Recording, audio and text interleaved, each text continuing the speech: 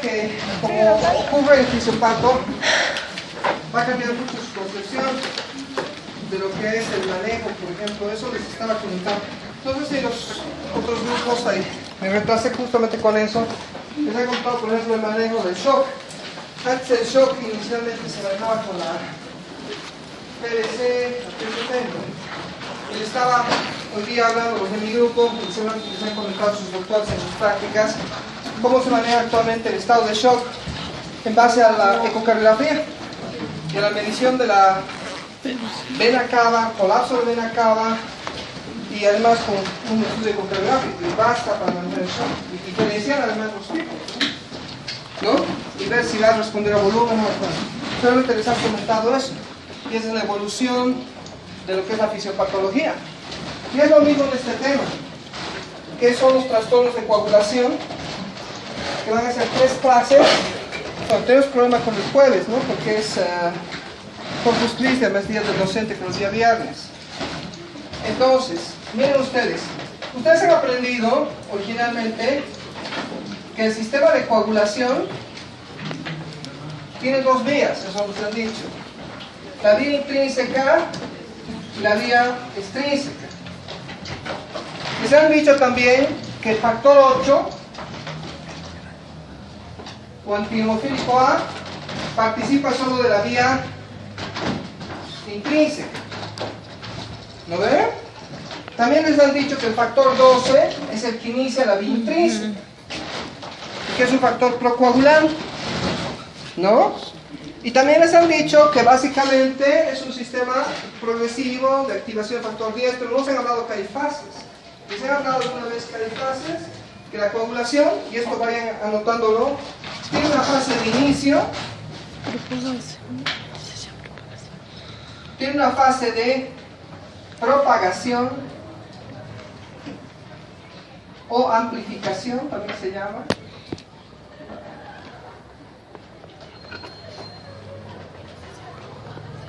Tiene una fase de consolidación. Tiene una fase de limitación de la propagación, si quieren. Y tiene una fase de fibrinolisis o de disolución. ¿Les han dicho esto? ¿Les han explicado en hematología, cuando era fisiología, que esos son los 5 pasos del sistema de coagulación? Y que participan diversos factores. ¿Les han dicho eso? No. No es lo mismo los factores que inician, que los factores que propagan, que los factores que consolidan, que los factores que limitan la propagación y los factores que simplemente ejercen la fibrinolisis o disolución del coágulo. ¿Cuál es la finalidad de la coagulación? Es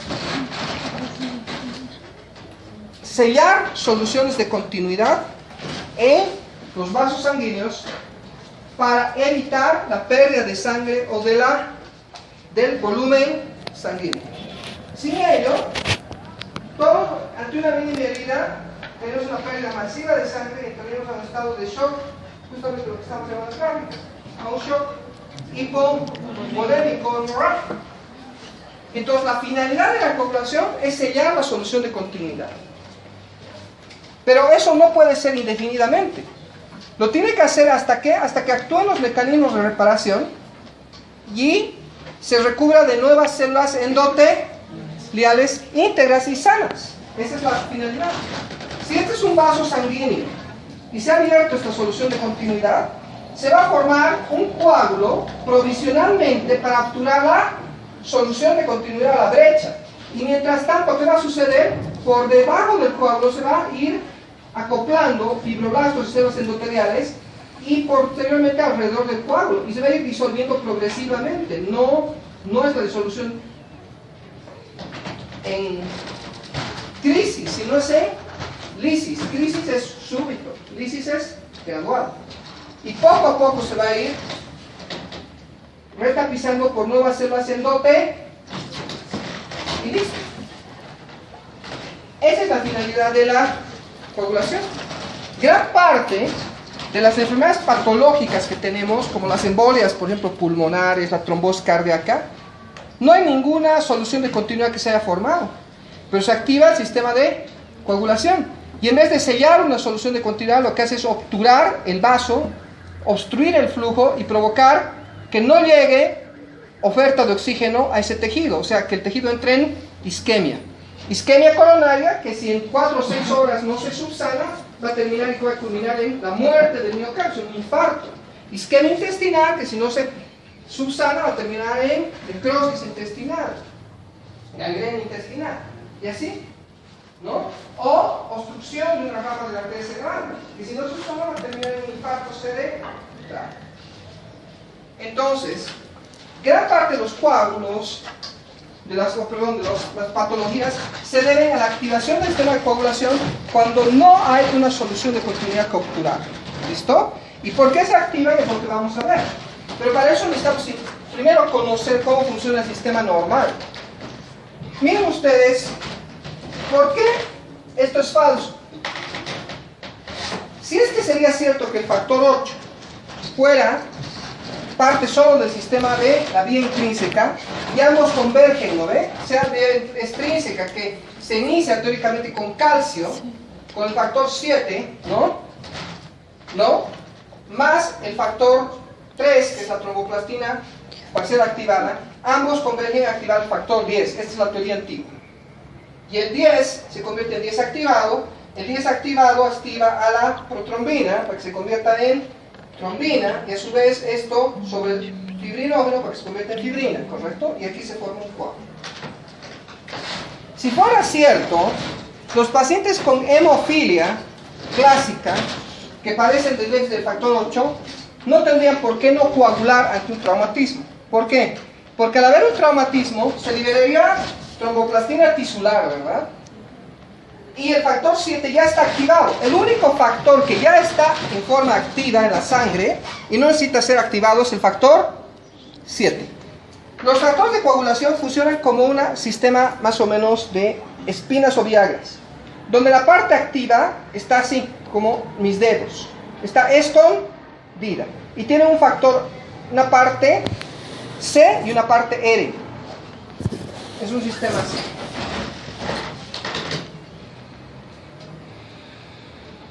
¿Listo?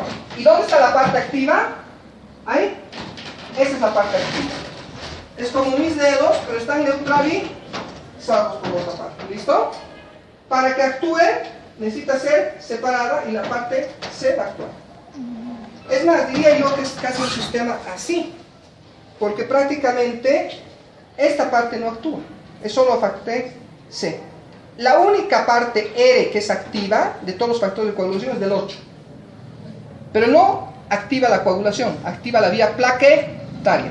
El factor 8 es la conexión entre la coagulación y la agregación de adherencia plaquetaria. No es lo mismo adherencia y agregación. Adherencia es que las plaquetas se unan al endotelio.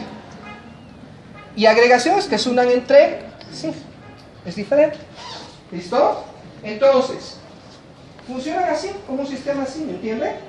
Se tiene que activar, se tiene que romper la unión entre el factor R y C, y recién el factor C va a actuar. ¿Listo? Pero el que ya viene así, abierto y activo, es el factor 7. Entonces la pregunta sería simple: ¿por qué los hemofílicos no podrían coagular si es que el factor 8 solamente es parte de la vía intrínseca ante un traumatismo? ¿Cuál sería la razón?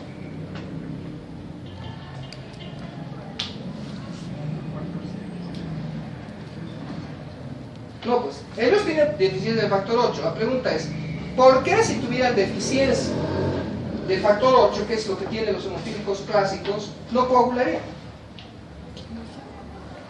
La hemofilia es una enfermedad tan nefasta que uno de los 3, dicen que ha habido 3 o 4 5 grandes eventos en la humanidad, grandes eventos que han cambiado nuestra historia definitivamente.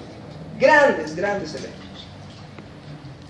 ¿Cuáles son esos grandes eventos que han cambiado nuestra historia? 5 o 6. Uno ha sido una batalla entre el faraón Ramsés II y los hititas. Eso ha definido la civilización que tenemos. Si es que ganaran los hititas, no sé qué civilización tendríamos, pero sería una civilización totalmente distinta y probablemente muy cruel y sádica. con valores totalmente distintos a los que tenemos. Ha sido uno de los factores. Eso fue muy antes, casi de 4000 a.C. El segundo evento que ha cambiado la historia del mundo ha sido el nacimiento de Cristo. El tercer evento que ha cambiado es la caída del Imperio Romano. El derrumbamiento del Imperio Romano ha dado origen a que surja una nueva instancia de civilización. El cuarto es la Revolución Francesa y la Revolución Industrial, que han ido muy juntas. Y el quinto ha sido la Revolución Rusa y la Primera Guerra Mundial, que han ido paralelas también. Justamente la Revolución Rusa se ha dado origen, ha tenido su causa en esta enfermedad. La hemofilia ha causado que se erosione aún más el sistema ruso y detone la Revolución Rusa. ¿Por qué? Porque el heredero a la corona, el Zaríevich Alejandrovich, era hemofílico y era el único varón y el único heredero a la corona. ¿Qué pasaba si moría? Se extinguía la dinastía. Y era una dinastía que estaba así políticamente. O sea, no había quien pueda suceder. Y ya estaban los angurrientos de poder y los revolucionarios esperando el menor pretexto para saltar encima. Y ahí surge un individuo muy conocido por la historia, Rasputín, ¿no? Un extraño monje que venía de la Siberia, de los lugares más grandes de Rusia, que tenía el poder mágico de calmar el sangrado de Zaríevich. Y Zaríevich tenía deficiencia de factor 8, hemofília clásica. Y esa es una enfermedad que se hereda por el cromosoma X. Por eso es difícil que las mujeres lo aparezcan. ¿Por qué? Porque si un cromosoma X no produce factor hemofílico, el otro cromosoma X se va a activar y va a comenzar a transcribir factor 8. ¿Me entienden? Pero en los varones solo tenemos un cromosoma X. Y lo heredamos obviamente de nuestras madres. Entonces, si este falla, tenemos deficiencia. Entonces, una enfermedad donde las mujeres la causan y los hombres la sufren.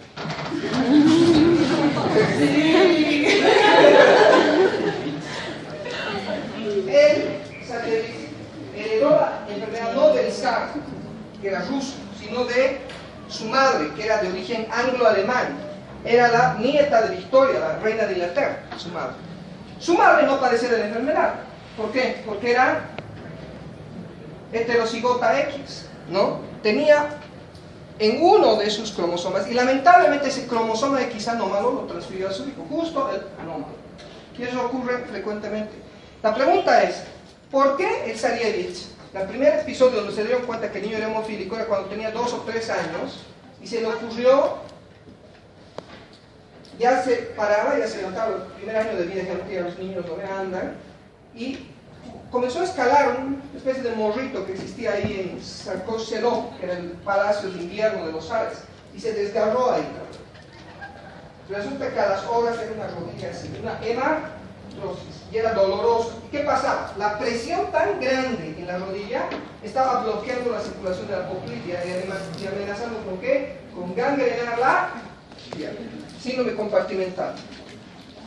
¿Qué dijeron los más grandes médicos? No hay nada que se pueda hacer, porque en esa época no había plasma fresco, no había factor 8 extraído biológicamente, nada.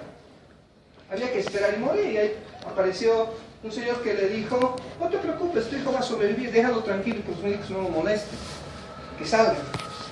La madre, ante la imposibilidad, los otros le habían dicho que no había nada que hacer, los hizo salir, señores no tienen nada que hacer, salgan, y pues evidentemente, al día siguiente, el sangrado había parado, las rodillas seguía siendo dolorosa, comenzó poco a poco a bajar de volumen y listo. Y el tipo se volvió famoso. La reina dependía de él para la sobrevivencia de su hijo. La pregunta es, ¿por qué? Si el factor 8 solo participa en la vía intrínseca. Es que ahí viene el problema de los paradigmas. ¿Qué son los paradigmas? Ideas muchas veces erradas que tenemos, percepciones erróneas de la realidad, pero que hemos creído a pie juntilla, porque no las creyeron los que nos precedieron y seguimos creyéndola. El paradigma está demostrado en un experimento de Jackson. Jackson era un famoso neurofisiólogo y metió a unos monos dentro de una jaula, a 5 monos, y arriba puso un conjunto de bananos. ¿Qué querían que los monos? Querían los bananos, subían. cada vez que tocaban o intentaban subir, tenían que hacerlo mediante una cuerda, y la cuerda se activaba y descargaba electricidad. Y además estaban en líquido. Entonces los electrocutaban. Varias veces, el mismo mono, otros monos, intentaron hacerlo de una u otra forma, hasta que aprendieron la lección, era imposible. Y además la descarga no era solo sobre él, sino sobre todos. Entonces, Jackson comenzó a hacer un experimento interesante. Desactivó la electricidad y comenzó a cambiar a los monos. Comenzó a introducir un nuevo mono que jamás había estado ahí. Cuando introdujo el primer mono, lo primero que hizo, que adivinen qué es, agarrar y querer agarrar. Los monos sabían lo que les iba a pasar y lo comenzaron a golpear. Y bueno, fue sustituyendo así, hasta que ya no quedaba ninguno de los monos antiguos que había sufrido los descargas de electricidad. ¿Qué creen que hacían los monos? Entraba un mono nuevo, y aunque ellos jamás habían sufrido, lo pegaban, y no sabían por qué. Eso es un paradigma. Eso es un paradigma. Muchas veces actuamos por paradigmas. Y lo que ha ocurrido con esto es un paradigma. El sistema de coagulación se descubrió hacia los años 1910, 1912, o sea, en la época de los años se sabía más o menos cuál era el sistema de coagulación. Pero jamás, en 1930, 1940 se desarrolló de forma, jamás se cuestionaron de algo básico. Se diseñó así y así lo hemos aprendido, y así lo han aprendido ustedes. Y nadie dijo, oye, un ratito, ¿por qué los hemofílicos sangran? A lo mejor alguien lo dijo, ¿no? ¿Y qué hicieron? Lo mismo que los monos, ¿no? ¿Tú qué estás diciendo? Golpearlo, ¿no? Cuidado que toques la banana, nos va a electrocutar a todos. Entonces, es el sistema, ¿no? Que no te permite desarrollar nuevas ideas, ¿no? El catedrático en Estados Unidos es peor. En Inglaterra, que se expone a lanzar nuevas teorías, es candidato que lo expulsan de la universidad. Se llaman sandeces. ¿Cómo va a desprestigiar a sus colegas diciendo cosas que no van al caso? Entonces, muy riesgoso.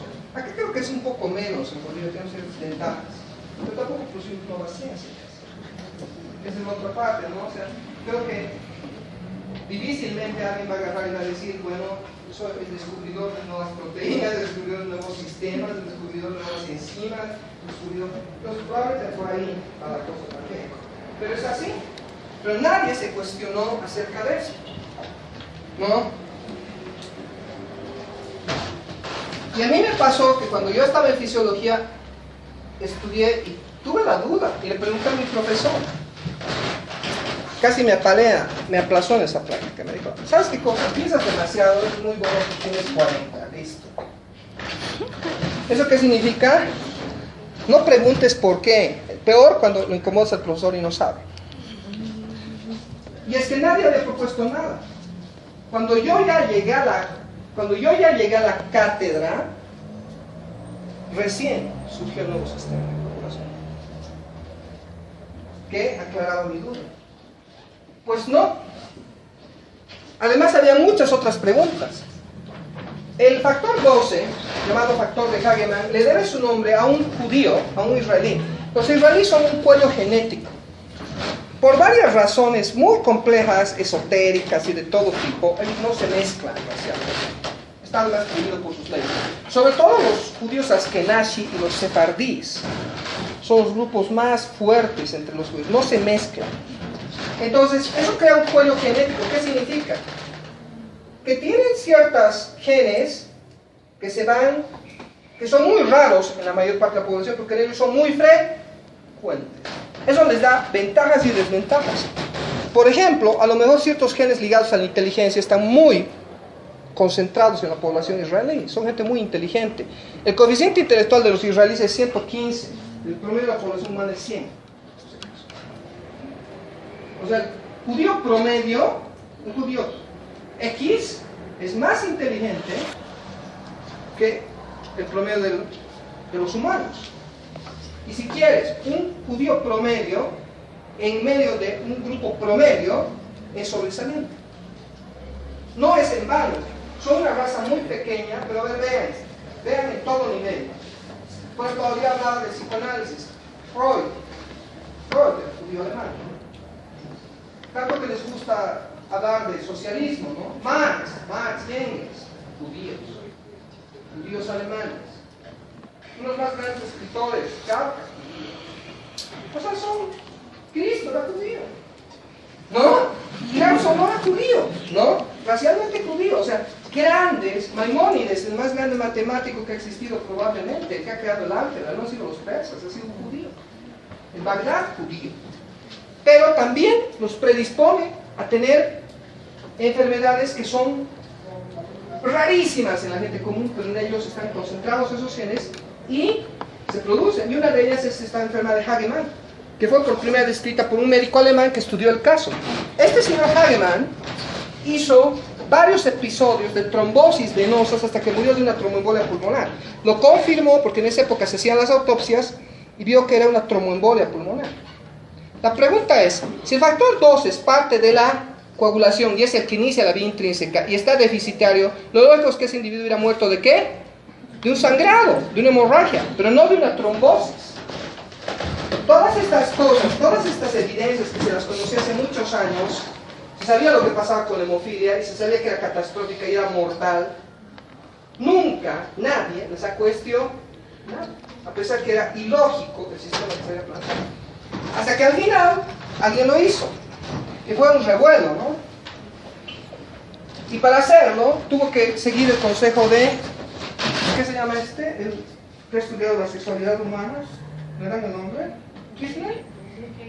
Kinsey quería estudiar la sexualidad humana, tenía muy buenas ideas, pero ¿saben qué le dijo su profesor? Y con mucho acierto en la medicina le dijo, no se te ocurra querer hablar de esto antes que seas ginecólogo primero, tienes que tomar una especialidad, seas casado, para que no digan que es un pervertido, que es algo más, además bien casado y con muchos años y con hijos de una determinada edad, y seas catedrático famoso de una facultad.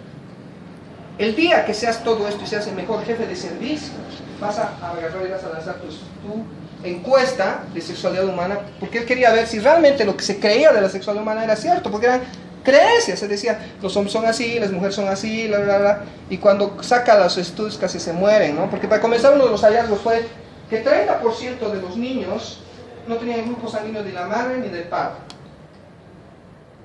Adivinen, eran de otro.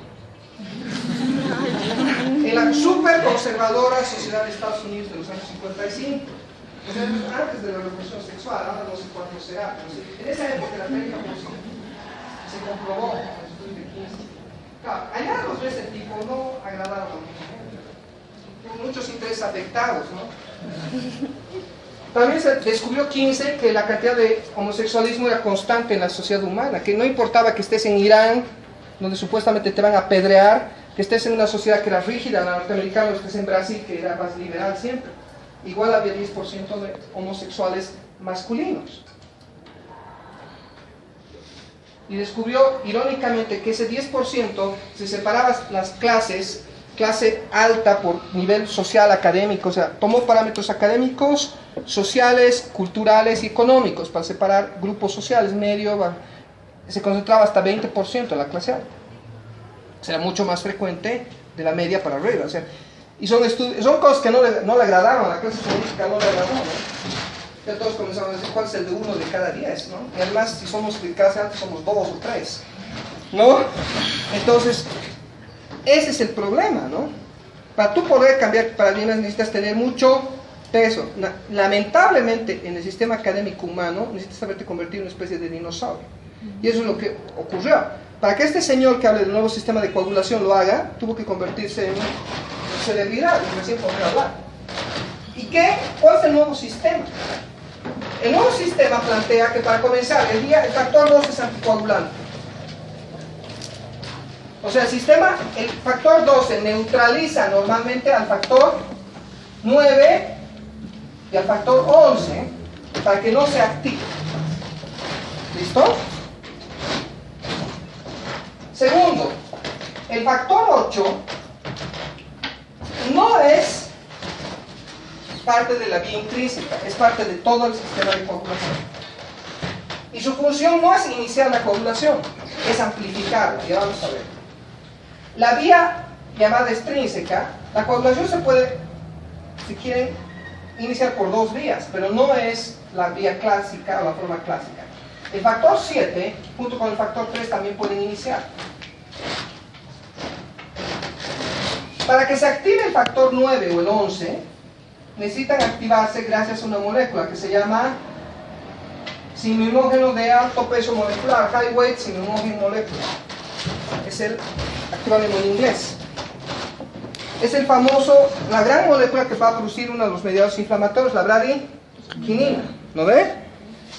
¿Cuándo se inicia esta vía? Esta vía se inicia por dos estímulos. Yo quiero que inicie. Dos estímulos pueden iniciar la vía intrínseca.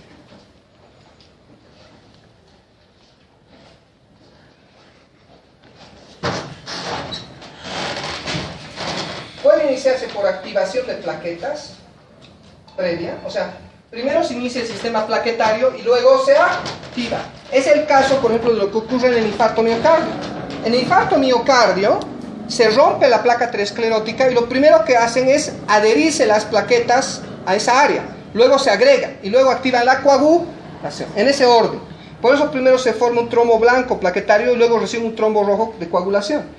Por eso el tratamiento para evitar un accidente vascular cerebral o un infarto miocardio es no anticoagulantes en sí, sino antiagregantes plaquetarios. Se da aspirina o clopidogrel como profilaxis.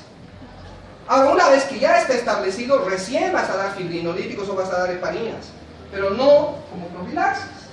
Eso es algo claro. Entonces, una de las vías es la activación del sistema plaquetario. La otra es éstasis o cambio de la polaridad. ¿Qué es la polaridad? La carga que tiene el endotelio. ¿Y cuál es esa carga normalmente? Negativa. Si por alguna razón la carga del endotelio se altera, porque por ejemplo una placa aterosclerótica puede tener una carga positiva y erosiona y se rompe, ¿qué va a ocurrir? Se va a activar el sistema de coagulación vía intrínseca. Si se daña el endotelio, se denuda el endotelio, ¿no? Y debajo hay fibroblastos, los fibroblastos expresan carga positiva. ¿Y qué va a ocurrir esto? Con este cambio de cargas se va a activar el sistema de coagulación. Si tú pones sangre a un vidrio que tiene carga, ¿no?, polarizante positiva y esto tiene carga negativa, se va a activar el sistema de coagulación. Es por eso que esto se activa in vitro. Es el sistema de coagulación que se activa in vitro. ¿Por qué la sangre coagula dentro de un vidrio, dentro de un reservorio? Es gracias al sistema que antes era llamado intrínseco. Y es gracias al sinuimógeno de alto peso molecular que activa el factor 11, esto sería al revés, que activa su vez al factor 9. Así. ¿Listo? Y ¿qué hace el 12? Evita que ambos sistemas se activen espontáneamente. La éstasis es otro fenómeno que puede activar, como ocurre cuando la fibrilación ventricular, ¿no? Si hay una estenosis mitral, hay una obstrucción del paso de la sangre de la aurícula al ventrículo. No pasa sangre fácilmente, ¿correcto? De la aurícula al ventrículo, porque está obstruida la válvula, estenosada, cerrada. Además, como esa aurícula está sobrecargada de volumen, se va dilatando. Llega un momento en que el circuito de electricidad es tan largo que entra y reentra estímulos, y eso es fibrilación auricular. Y esa aurícula ya no se contrae, sino solo tiembla. Y la sangre, en vez de salir de la aurícula y llegar al ventrículo, comienza a hacer vueltas, rémora, ¿no? Y se forman coágulos. Y se disparan coágulos. Por eso dice que la estenosis mitral es una enfermedad embolizante, disneyizante, embolizante, ¿no ve? ¿Se acuerdan? De las tres cosas que es, hemoptizante. Y una de las principales complicaciones más temibles de la estenosis mitral y fibrilación auricular es que justamente se forma un coágulo en la aurícula izquierda, ese coágulo se ha impulsado al ventrículo izquierdo, pasa a la aorta, pasa a la escarótida interna, llega al cerebro y hay un accidente vascular cerebral, una embolia cerebral. Es una complicación muy común en los pacientes con estenosis mitral. ¿Por qué se produce eso? Porque el enlentecimiento del flujo de la circulación produce formación de coágulos. Lo mismo pasa en las personas con varices. Como están así chuecas y han roto las válvulas, ¿no? Porque haya varices no solamente tiene que haber sinuosidad de las venas, sino tiene que haberse roto sus válvulas. Se rompe una válvula, es un sistema así, ¿no? Cada válvula soporta una columna sanguínea. Es como, imagínense, es como una bisagra, ¿no? Aquí está el peso de la columna, ¿no ve? Se rompe esto y esta nueva válvula va a tener que soportar ya no una columna, sino el doble, 2 columnas sanguíneas. Si se rompe esta, porque son 2, va a ser más fácil que se rompa la de abajo, y por eso se inicia la ruptura progresiva de los sistemas valvulares, y por eso las venas, las varices cada vez son peores, ¿no? Es por ese sistema de peso de la columna sanguínea. Pues resulta que cuando tienes varices, la sangre obviamente tiene que, no hay válvulas que le impulsen, porque las válvulas son como sistemas que van haciendo este sistema, ¿no? Llega la sangre y la van tirando hacia adelante, como remos. Entonces, ¿qué sucede? La sangre circula con lentitud. ¿Y qué pasa? Se forman trombos. Esos trombos se desprenden, pasan a la aurícula derecha, al ventrículo derecho, y son impulsados al pulmón, y vienen las tromboembolias pulmonares, ¿no? Sobre todo si son sistemas profundos, ¿no? ¿Por qué? Gracias a que la éstasis, el éstasis, produce activación de la coagulación. ¿De qué factor? Decimos, de alto peso molecular que activa el factor 11 y el factor 9. En cambio, este sistema es más ligado a traumatismos. ¿Por qué? Porque para que se active es necesaria la tromboplastina tisular. Y para que se active la tromboplastina tisular, ¿qué tiene que haber habido? Destrucción de tejido. Porque la tromboplastina tisular, ¿qué es? Es lípido y proteínas de las membranas celulares destruidas. Entonces, este es el sistema que se activa cuando tienes un traumatismo, cuando tienes una herida, ¿me entiendes? Ese es el factor. El factor 7 ya está activado, junto con el factor 3, directamente, y calcio, porque la esencia es calcio, van a activar el factor 10. ¿Listo? El factor 10 se convierte en factor 10 activo. Y el factor 10 activo va a activar a la protrombina para convertirse en trombina. Este tiempo en el cual la protrombina pasa a trombina se mide y se llama tiempo de protrombina. Y normalmente es 12 segundos. Pero depende ¿de qué depende? Para que sea más o menos de la tromboplastina tisular que se agrega. Si es buena marca la tromboplastina tisular, muy bien depurada, no sé, suiza o alemana, se me ocurre, entonces quizá sea más rápido. Pero si es chinita, entonces será más lento. Entonces eso ocurría con los laboratorios. Para algunos el tiempo de protrombina normal era 15, para otros 14, para otros 12. Y dijeron, no, tenemos que poner de acuerdo, porque es necesario saber el tipo de protrombina, porque en base a eso se calcula la dosis de la warfarina y cuán anticoagulada está la persona. Y la warfarina se utiliza justamente para prevenir estas embolias pulmonares, por ejemplo, para prevenir las embolias cerebrales cuando hay estenosis mitral. Entonces necesitamos saber, ¿no ve? Exactamente, que no varíe, porque a lo mejor 15 es 100% de actividad, porque tu tromboplastina es chinita. En cambio, para los alemanes es 11, es 100%, y 15 sería, no sé, 80%, ¿no? Entonces ha creado el TPI-NR. ¿Qué es el INR? Es el patrón del laboratorio versus lo que tiene el paciente, ¿no? Entonces, para un paciente con su tromboplastina chinita, 15 es lo normal para la chinita, 15 es lo que tiene el paciente, es 1. Para el tromboplastina alemana, 11 es lo normal para el paciente, y 11 es lo que normalmente coagula la tromboplastina, es 1 igual. Independientemente de esto, el INR es el mismo, ¿no? O sea, eso permite estandarizar diferentes calidades de tromboplastina tisular en diferentes tipos de laboratorio. Por eso es el INR.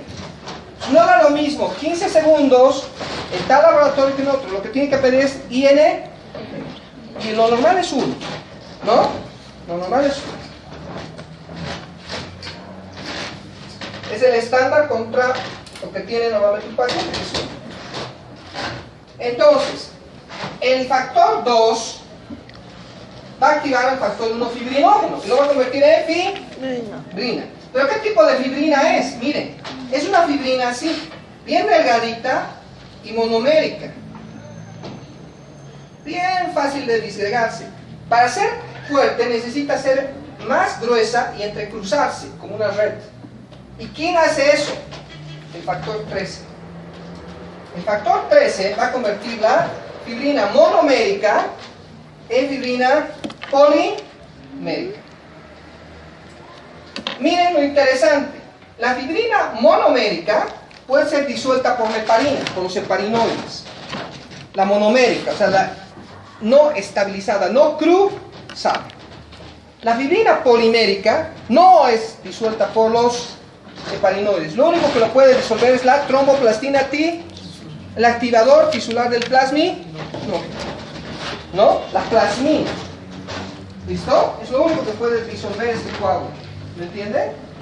Por eso cuando un coágulo ya está consolidado, como un infarto miocardio, ¿se dirá tratar con heparina? No, porque no va a disolver el coágulo y la obstrucción va a seguir, y como no llega sangre, se va a necrosar ese miocardio. ¿Qué hay que utilizar? Algo que disuelva. Activador tisular del plasmino, o un análogo, un parecido, estreptoquinasa, que es un derivado del estreptococo que tiene 50% de la actividad, pero bueno, a falta de pan buenas son las tartas, ¿no? ¿Listo? Esto hace el factor 13. Pero adivinen, ¿quién más? El factor 8. Qué interesante. Les voy a contar otra vez la historia. El Zarievich hace sus travesuras, un niño de 3 años, sí, una rasmillatura de la rodilla, nadie le tira pelota, no pasa nada, tiene un periodo un poquito, sana y listo. En ese momento no sangró, no había hinchazón de la rodilla. 4 a 6 horas la rodilla. O sea, sangrado en segundo tiempo. Y es lo que pasa en los hemofílicos. Los hemofílicos no sangran en ese momento de la cirugía. Les haces, digamos, una apendicectomía, les haces una reacción intestinal. Perfecto, salen bien, poco sangrado y tú te sales feliz. Cuando te llaman a las 2, 3 horas, doctor, el paciente está en shock. Está pálido y bruto. ¿Qué ha pasado? Se ha formado coágulo. Ese coágulo es inestable y ha sido diluida por las propias heparinas del organismo y se ha disuelto. Ya resangrado en segundo tiempo, sangrado tardío, 4 a 6 horas después. Entonces el factor 8 es esencial ¿para qué? Para que se consolide una buena calidad de coágulo. Pues unos hemofílicos sangran en segundo tiempo. Pero adivinen qué más. Imagínense que es una solución de continuidad lo más grande. Este es el endotelio y se ha formado esto. La cantidad de coágulo que se forma inicialmente es estito, pues. Es muy pequeño, ¿no? Y como quien dice, ¿no? ¿Una persona podrá cambiar el mundo? No. Nadie. Nadie solo va a cambiar el mundo. Necesita influir sobre otros. Cristo influyó sobre 72 personas. Esas 72 personas se convirtieron en 3 millones. Esos 3 millones derrumbaron el Imperio Romano. Fue una reacción en cadena. Es como una reacción atómica. Pero para una reacción atómica no basta un átomo, ¿no? No basta que un átomo lo destruyas, libere su núcleo y ¡brum! Bombardee el núcleo de otro. Se necesita una mínima cantidad, y eso lo demostró Einstein y lo demostró Fermi, y se llama masa crítica. Para que una sociedad cambie, no basta 1 o 2 personas, necesitas una mínima cantidad de gente. Eso es lo que se trata de hacer, lo que yo estoy tratando de hacer en esta facultad, a través de mis charlas, etcétera, etcétera. Que estoy tratando de llegar a concientizar a un grupo de gente. No necesita ser toda, pero necesita ser suficiente. Llegar a una masa crítica. Eso es difícil de predecir socialmente, no es fácil de predecir físicamente. ¿Cuál es la cantidad mínima que yo necesito de uranio para producir una reacción atómica y una bomba atómica? ¿Qué es lo que no tienen los iraníes? ¿Por qué no pueden producir su bomba atómica? Porque no tienen suficiente cantidad de uranio enriquecido, o sea, no tienen la suficiente cantidad de masa crítica. Entonces, ¿se activa el sistema de coagulación sin el factor 8? Díganme, ¿se activa o no? Sí, o sea, en pocas palabras, se inicia. ¿Quiénes inician? Estos son los factores que inician. Pero para que se forme este coágulo tiene que crecer. ¿Y gracias a qué lo hace? A que, miren ustedes, el factor 2 activado va a activar el factor 8 que está inactivo. Y lo va a convertir en 8 activo. ¿Y qué va a hacer esto? Va a funcionar como una enzima. ¿Y qué es una enzima? Hace que una reacción que hubiera sido muy lenta, que se hubiera podido producir. Es como el gancho, ¿no ve? ¿Alguna vez lo han usado los chicos o las chicas? Presentámelo. Puede ser que esa reacción de atracción se hubiera producido en 10 años. Pero ya muy tarde también, ¿no? Ahora los dos casados, ¿no? Como esa canción de Arjona, ¿no? Entonces, ¿qué hace el que les presenta? Enzima, ¿no? Acelera la velocidad de reacción. Eso es lo que hace una enzima. No es que produce la reacción, no produce la reacción. Acelera la velocidad de la reacción, diferente. No es que produce, ¿no? Porque como que por más que te presentes, si no te atraen, o alguna vez, ay, hijito, te lo voy a presentar a tu primo, el primo de tu primo, ¿no? Es lo mejor, si tú lo ves. Si no hay reacción, no va a producir reacción. Si no hay química, no hay física, no hay biología, no hay historia, ¿no ve? O sea, no produce la reacción, acelera la reacción. Entonces, lo que inicia es esto. Pero el factor 8 lo que va a hacer es acelerar. ¿Y cuántas veces? 1000 a 10.000 veces la velocidad de reacción. Y va a crear 1000 a 10.000 veces más material de coagulación. Y va a permitir que haya suficiente masa crítica. Y este pequeño coágulo, como dicen, una gaviota no hace primavera, pero el 10.000 sí, ¿no? Eso es lo que es el factor 8. Y lo hace junto a otro factor que se llama justamente porque acelera la coagulación, proacelera. Entonces, ¿para qué ha sido necesario el factor 8? No es para iniciar, ni es parte de la vía intrínseca, sino es el amplificador o propagador del coágulo, hace que el coágulo se propague. ¿Correcto? Y se tiene que propagar ¿hasta qué? Hasta obtener la solución de continuidad. Pero ¿qué pasaría si esta reacción sigue actuando? Imagínense que no hay quien pare el factor 8 o lo antagonice.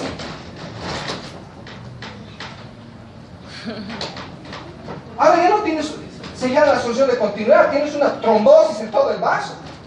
Para que eso no ocurra, tiene que haber un contrapeso, porque en la fisiología siempre tiene que haber un contrapeso. Eso ocurre hasta en los humanos. Un humano con demasiado poder y sin contrapeso va a destruir a su país, va a destruir a sus semejantes. Ningún individuo humano puede tener demasiado poder. Ninguna sustancia química está liberada así en el organismo. Todos tienen contrarreguladores. El cerebro no hace lo que quiere, por más que esté arriba de la jerarquía. Está contrarregulado por el corazón, por el sistema endocrinológico, por una serie de sistemas. ¿Entienden? Tiene que haber un contrapeso.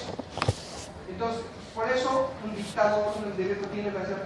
Decían los romanos, darle demasiado poder a un individuo destruye la nación. Los griegos saben qué hacían con el individuo que estaba convirtiéndose en demasiado poderoso. Por más que sea eminente, lo exiliaban, lo mandaban al ostracismo. Era peligroso, era demasiado poderoso. Si no le frenabas el poder aún, ahora que podías hacerlo, iba a un momento que nadie lo iba a poder hacer, y el dueño de qué. ¿Y qué iba a hacer? Porque le daba la gana, en desmedro del resto. Entonces, para que no se forme un hipercoágulo, hay factores que neutralizan, y son los factores limitadores de la propagación. Ya sabemos quiénes consolidan, ¿no ves? El factor 13 y el 8 consolidan el coágulo, lo vuelven un coágulo estable, pero es pequeño, no suficiente para sellar la solución de continuidad. Necesita convertirse en un coágulo suficientemente grande para sellar la solución de continuidad, pero no demasiado grande que trombose todo el vaso. ¿Quién evita que se propague indefinidamente? La proteína C y S, que son producidas por el propio endotelio. El propio endotelio sensi dice estar. ¿Y cómo lo produce? El tejido se siente isquémico, le falta flujo y dice, seguramente el coágulo me está obstruyendo la luz. Comienza a liberarse. Es un sistema de pesos y contrapesos el organismo, es súper interesante. Y ese es el sistema de limitación. Una vez que este coágulo terminamos su función, ¿no ve? Poco a poco se va creciendo tejido y este tejido va a ser impulsado hacia afuera y este coágulo va a comenzar a curvarse. Y aquí hay una costra, ¿no ve? Hemática. Y luego se va a desprender. Todos hemos pasado por eso, ¿no ve?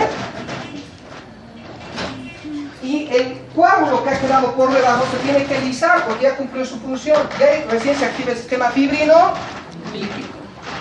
Si se fibrinoliza precozmente, ¿qué va a pasar? Vas a volver a sangrar. Si no se fibrinoliza, el coágulo va a quedar permanentemente ahí y hasta se puede infectar, porque el coágulo es una maraña que fácilmente prende plaquetas, pero también puede prender bacterias. Y es lo que ocurre, por ejemplo, cuando quedan coágulos así flotando indefinidamente. Las vegetaciones cardíacas son coágulos. Son coágulos blancos que al final se contaminan, se llenan de bacterias. Las vegetaciones valvulares cardíacas. ¿Es por qué? Porque las bacterias, adivinen, el estafilococo y el estreptococo producen ¿qué? Factores que impiden la activación del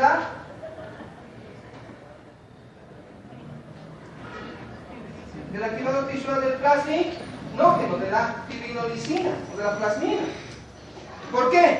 Porque producen inhibidores, porque es inhibidor del factor, ¿no? Activador del plasminógeno o de la plasmina. El inhibidor del factor de la plasmina es producido por estreptococos y estafilococos sobre todo, e impide que obviamente esas vegetaciones sean disueltas. Y es como, imagínense, para un soldado es como una arboleda llena de arbustos, así todo entrecruzado, perfecto para cubrirse, perfecto para las bacterias, para esconderse y camuflarse, que no adhiera, no llegue ningún neutrófilo ni macrófago para destruirlas. Entonces las vegetaciones están seguras y por eso impiden que se disuelvan.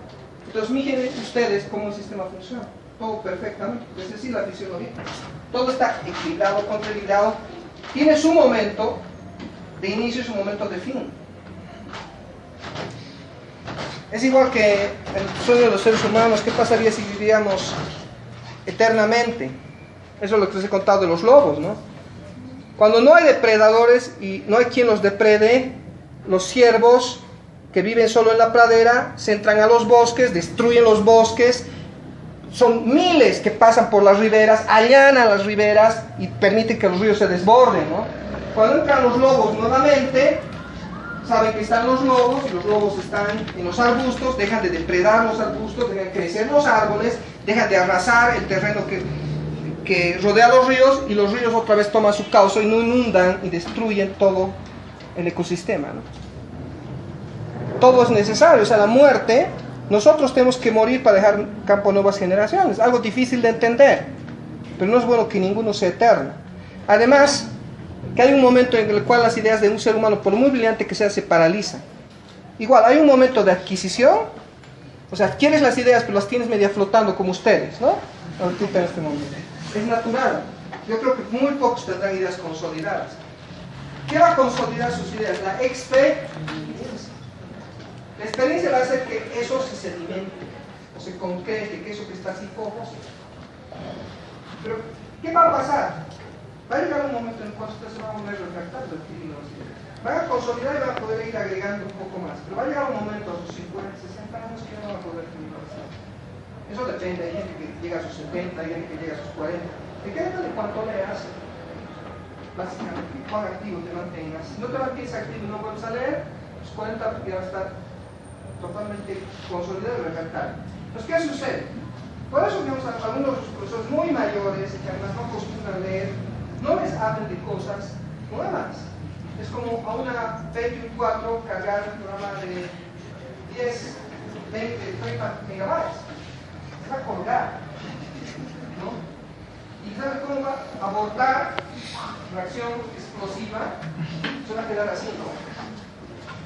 Lo más probable es que reaccione de forma negativa y diga, vamos a abortar. Tú no sabes qué es esta guerra, ¿no? Listo. Y eso nos va a pasar a todos. Hoy es el que muramos. Porque las nuevas generaciones van a cambiar los paradigmas. Si nosotros no moriríamos, terminaríamos siendo ya no parte del problema, sino parte del obstáculo. Porque nuestras ideas se ven consolidadas y no quisiéramos aceptar nada nuevo. O sea que todo en el sistema biológico está perfectamente. Todo tiene un inicio, todo tiene un fin, todo tiene un método. Esto es lo que yo quiero que entiendan. Bien, muchachos, vamos a avanzar ya mañana ya los trastornos fisiológicos. En el evento 8, ¿no ven? Les he dicho que se divide en 8C. El 8C es el que, el de la coagulación, es el que consolida el coágulo. El 8C es el que amplifica, ¿no ve? Y acelera la velocidad de reacción. Pero él se ha hablado que el único factor que tiene un R activo es el 8, ¿no ve? ¿Qué hace el 8R? Es el factor de von Willebrand. Llama a las plaquetas para que se activen. ¿Por qué? Porque imagínense la malla de coágulo. Es como una tela. Imagínate una tela que quieras tapar esa brecha con una tela. ¿Qué va a pasar? La tela está ahí flotando, ¿no? No va a ser pues no va a poder actuar. Necesita esa tela estar clavada como con alfileres o con perros o no sé, un anclaje, ¿me entiendes? O como una teja, ¿no? Una teja ahí puesta en el techo, se va a volar, se está con clavijas. ¿Saben quiénes son las clavijas? Las plaquetas. Entonces, se forma la red, ¿lo ve? Esta es la solución de continuidad. Vamos a hacer de cuenta que esta es la solución de continuidad. Esta es la brecha de solución de continuidad. Se forma la red para obturar esto, pero esta red estaría flotando si no estuviera con clavijas. Y eso lo da la adherencia plaquetaria. Y para soportarse entre sí, estas además se agregan. Y eso se activa gracias al factor de von Willebrand. Entonces, cuando hay deficiencia del factor 8, a veces hay personas que tienen el factor 8 así, como los otros factores. O sea, el factor 8C funciona bien, pero el von Willebrand no. O sea, no viene con clavijas enzimáticas, viene así como los otros factores, inactivo, que es lo normal. Pues, ¿qué sucede? Estos individuos sí forman coágulo, pero ese coágulo se sale. ¿Y saben cuándo ocurre sobre todo eso? En extracciones dentarias. Han ocurrido de personas, ¿no ve? Que a lo mejor les sacan una muela, tic, y consolidan el coágulo. En los 2 días se les sale. Incluso, como el coágulo protege al hueso de que no se infecte, se comienza pues una infección del hueso, osteitis seca se llama. Súper doloroso. Se les sale el coágulo, no se sabe por qué. O comienzan a sangrar, pero no horas después, sino al día después. No se sabe qué ha pasado. Enfermedad de von Willebrand. Desfacta factor 8, R, que es el que conecta la coagulación con el sistema plaquetario. Ahora ya saben bien el sistema de coagulación fisiológicamente y ahora va a ser más fácil que entiendan lo patológico. ¿Listo, muchachos?